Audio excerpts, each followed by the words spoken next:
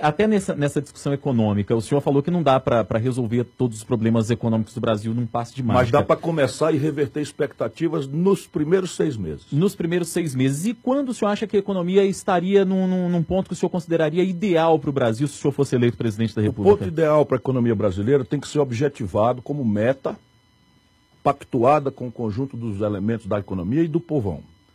E a dinâmica disso também tem que ser acertada com o povo, porque o que precisa ser feito não dá para ser feito em Brasília no jogo de comprar deputado.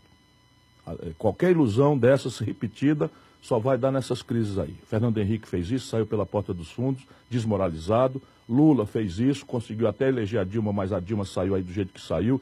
E o PT pagando um preço caro, que talvez nem mereça tanto pagar, mas em parte é verdade o que aconteceu, a pretexto de que fazer as coisas precisa comprar deputado. O Itamar Franco não comprou deputado, fez o Plano Real, eu estava lá com ele, fui ministro da Fazenda, enfrentamos o diabo, todo tipo de coisa, o Itamar foi debochado, até uma fotografia de baixo para cima com a menina sem calcinha, atribuíram responsabilidade ao Itamar para fazer desmoralização, porque essa turma da dinheirama, do dinheiro fácil que ganhava com a inflação, não perdoou o fato do Itamar Franco ter corrido o risco de debelar a inflação. Portanto, o que é que tem que ser feito no Brasil hoje? É o anúncio de um projeto nacional.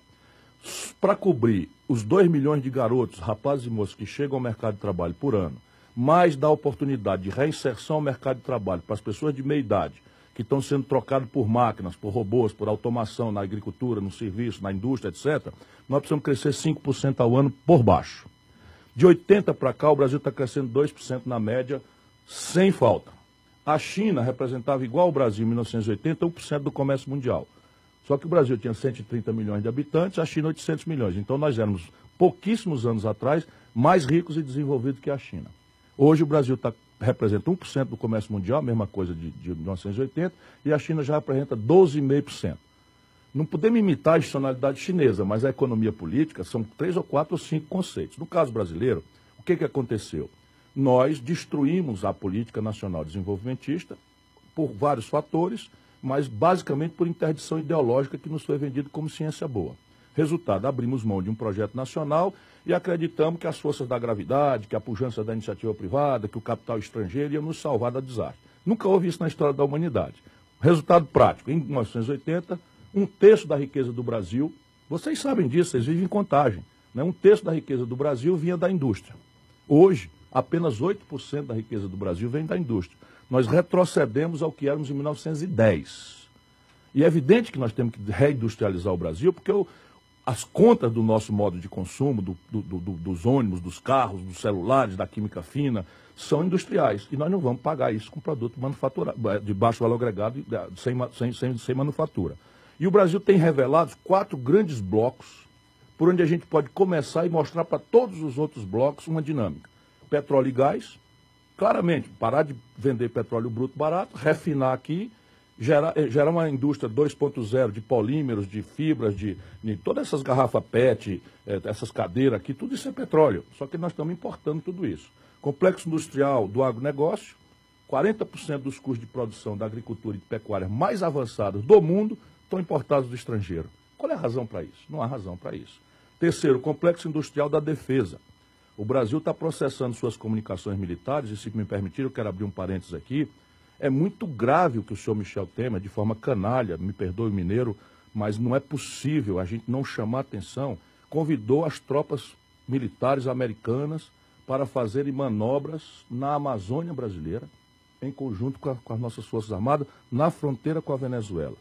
Isto viola uma tradição centenária do Brasil.